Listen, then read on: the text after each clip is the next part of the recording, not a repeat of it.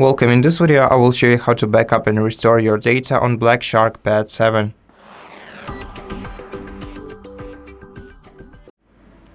First of all, you have to open Settings on your tablet. Then scroll down to System. Open the System menu. Here you'll find Backup.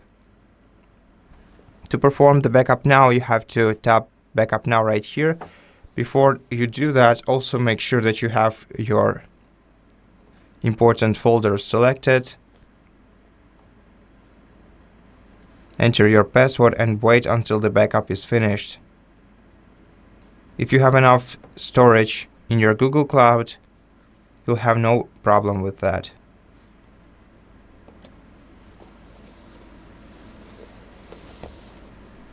And after a couple of minutes, your backup will be finished.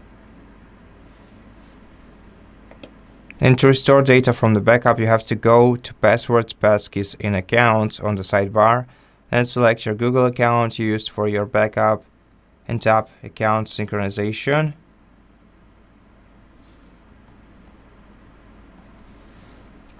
Then you can tap three-dot icon in the top right corner and select Synchronize Now.